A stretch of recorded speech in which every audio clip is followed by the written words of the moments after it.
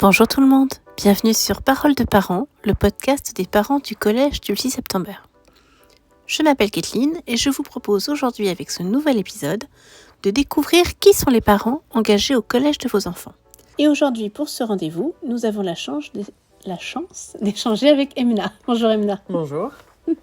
Ça va ? Pas Oui, trop stressée ? Non, ça va. Alors, je ne sais pas si tu as déjà entendu les précédents podcasts. Oui, Donc tu vois à peu près ce que je vais te poser comme question.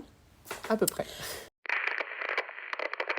Et donc on va commencer tout simple, en quelques mots pour en savoir plus sur toi. Est-ce que tu peux te présenter de la manière dont tu le souhaites ?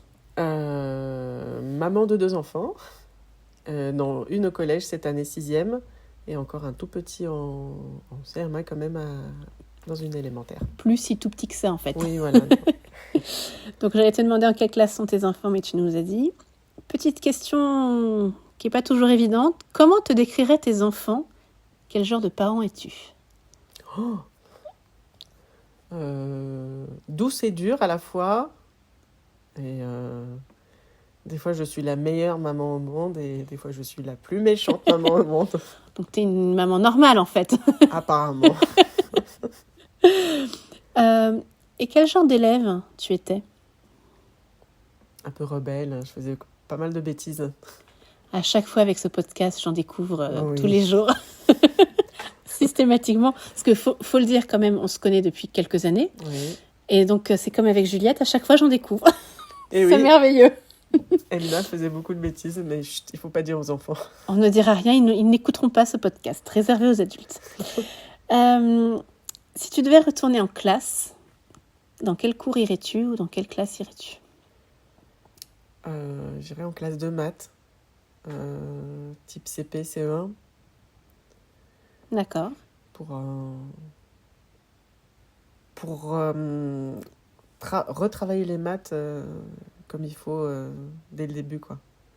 Si t'as pas un bon souvenir de tes premières années... Non. Et je veux rattraper le temps dans le bon sens. D'accord. Me remettre sur les rails. Bon, j'espère que tu arriveras quand même à ne plus être fâchée avec les maths. J'espère aussi. Moi, c'est le sport. Mais bon, j'ai pas d'envie particulière de retourner en sport, donc je le laisse où il est. Maintenant, je vais te poser quelques questions pour en savoir plus sur ton parcours de parent engagé. Donc, d'abord, qu'est-ce que ça veut dire pour toi être un parent engagé ? Être parent engagé, que ce soit dans la matière élémentaire ou collège, c'est à la fois être membre un peu de cette petite communauté qui se crée autour des élèves. Et au collège, j'ai l'impression que c'est un peu différent. C'est pas la même chose, on rentre pas dans les locaux. Si, on rentre quand on a des réunions et tout, mais... donc être engagé, c'est être averti de ce qui se fait, de ce qui se dit, de ce qui tourne autour du collège, et être en groupe, une petite communauté, un petit groupe de personnes qui œuvrent dans ces activités-là, en lien avec le collège ou avec les activités annexes. Et quand tu parles de groupe, toi, tu es sur quel groupe sur le collège actuellement ? Je parle du groupe des parents d'élèves élus déjà, avec la FCPE, avec... Parce qu'il faut le dire, toi, tu es élu au conseil d'administration. Exactement. Et donc, tu vas commencer à découvrir tes premiers conseils d'administration au collège. Je ne connais que le mot, là, le terme conseil d'école. D'école, c'est ça ? Alors, conseil d'école, c'est en élémentaire, en Oui, maternelle donc là, élémentaire. conseil de classe. Conseil d'administration. Conseil d'administration. Parce que tu vas aussi découvrir les conseils de classe.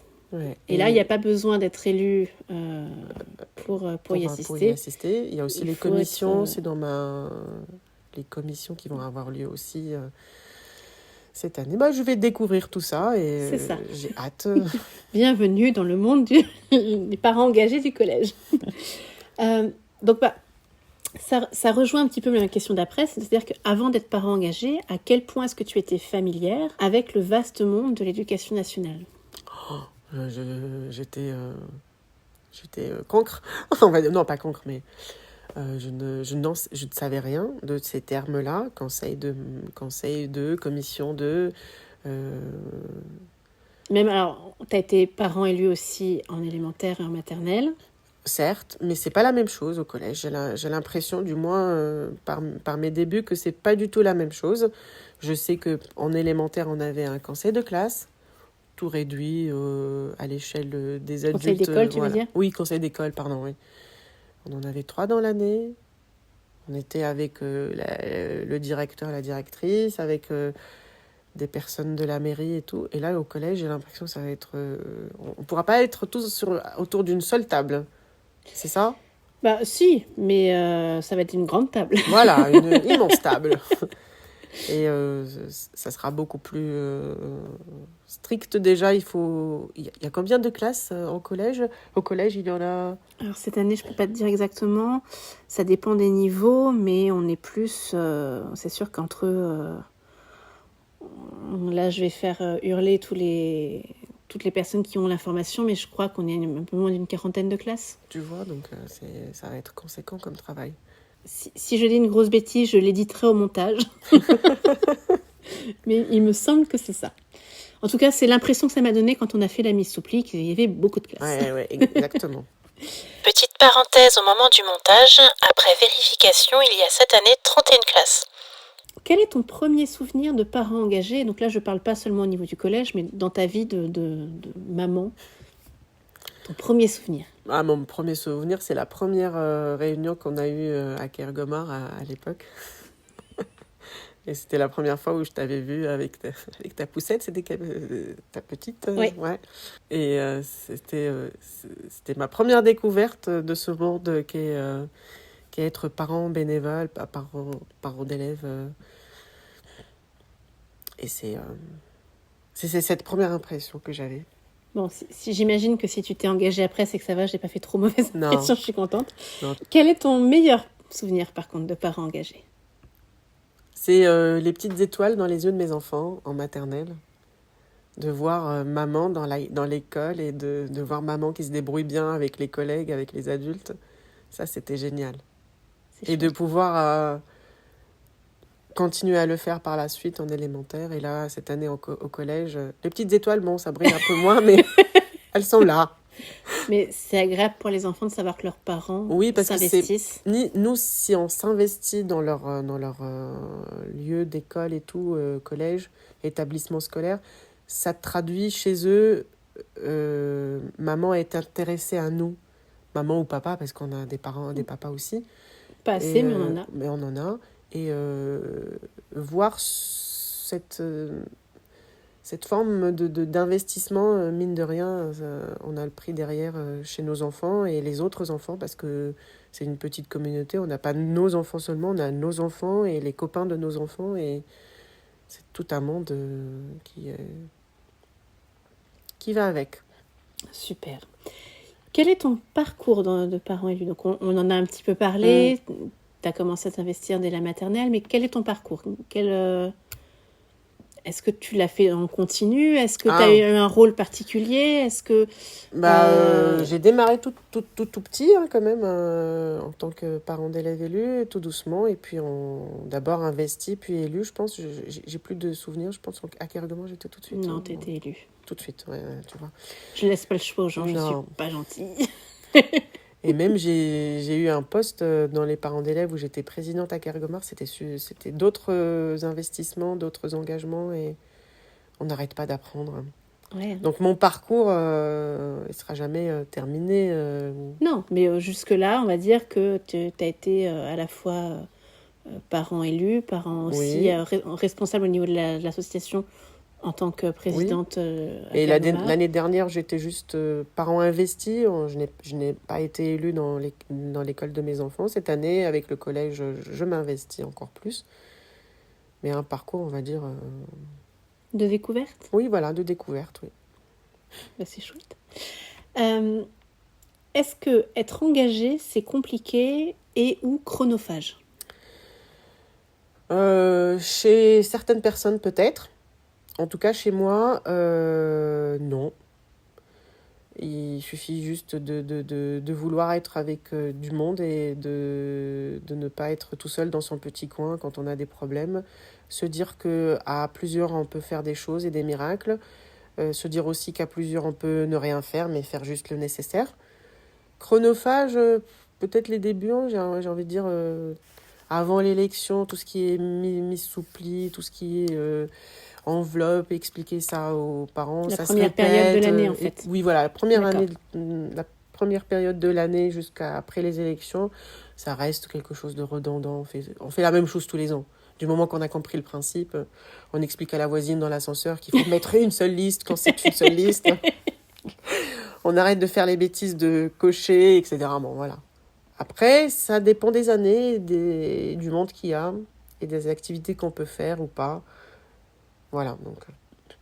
Mais après, bon, tu sais ce que j'en pense et on aura l'occasion d'en rediscuter, mais c'est vrai que quand il y a plusieurs personnes engagées, ça permet de se répartir aussi les tâches et que ce soit pas... De se répartir, d'être à plusieurs, c'est agréable, c'est plus fun.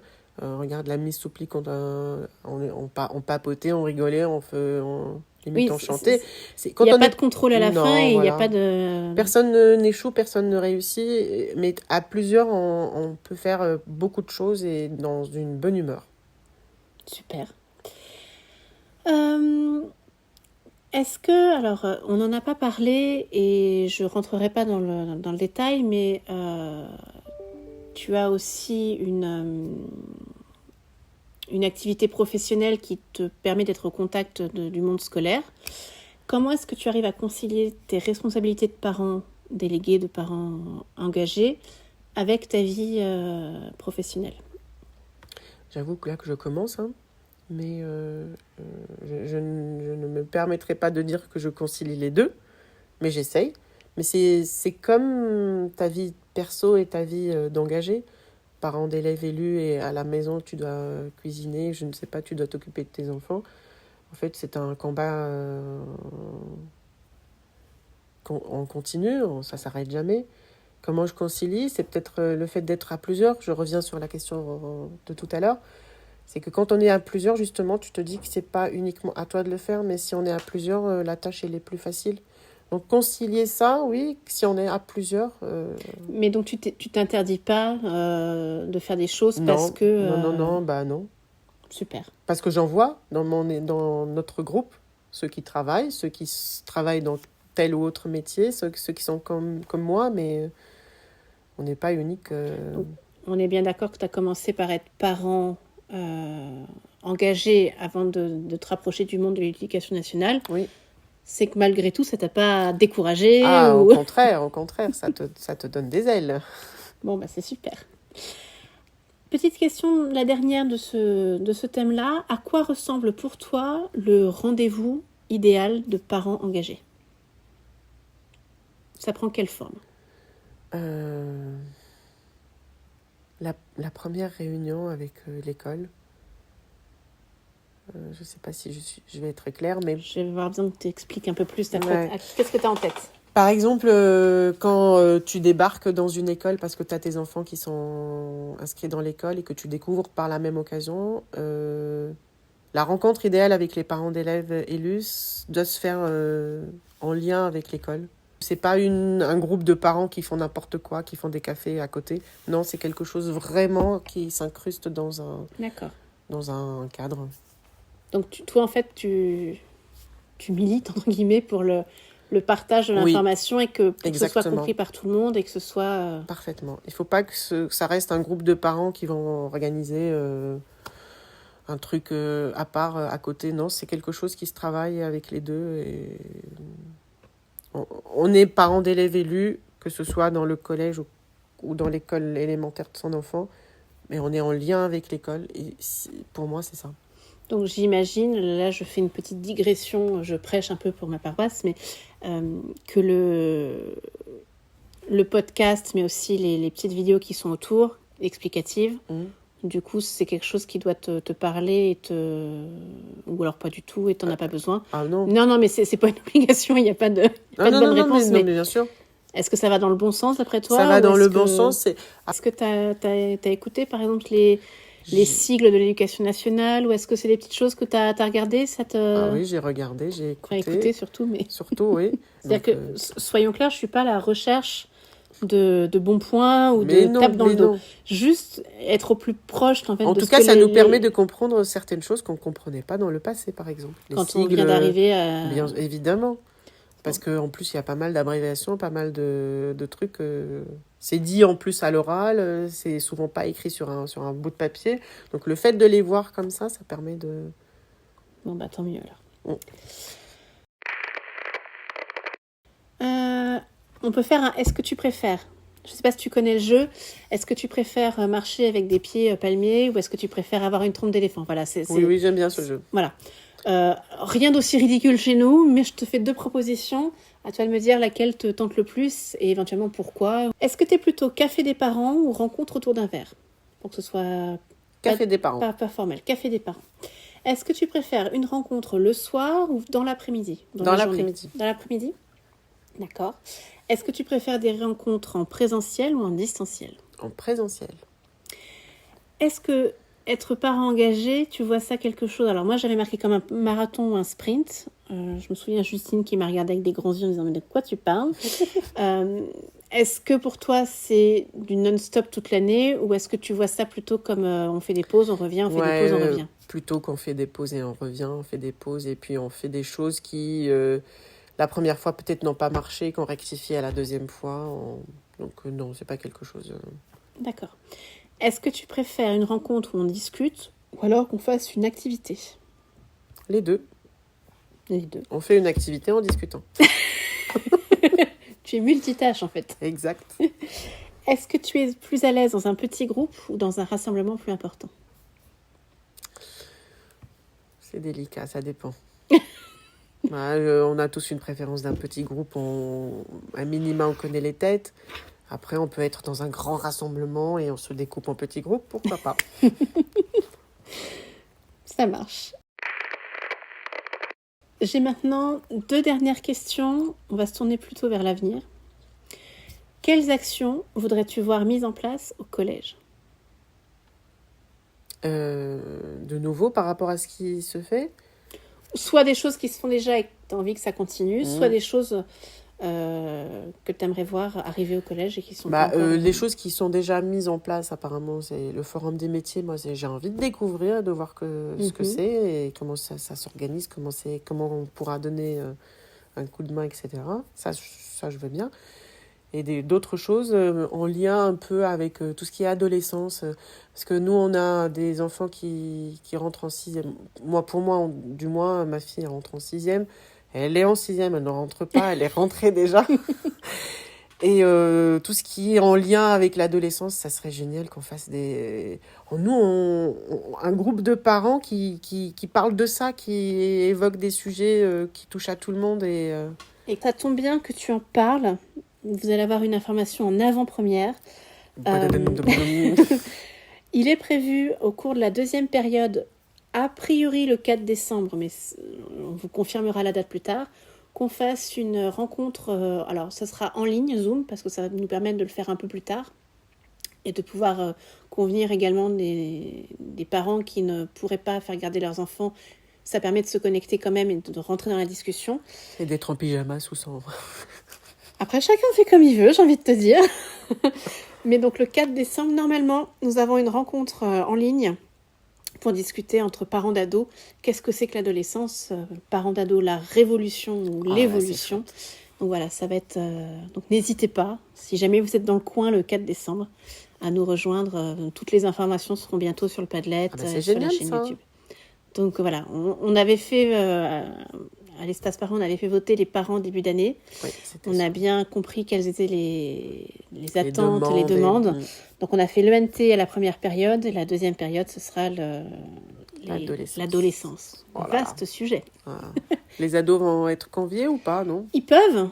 Pourquoi pas. Mais chaque enfant et chaque ado a la liberté de choisir. Chaque famille s'organise comme elle veut.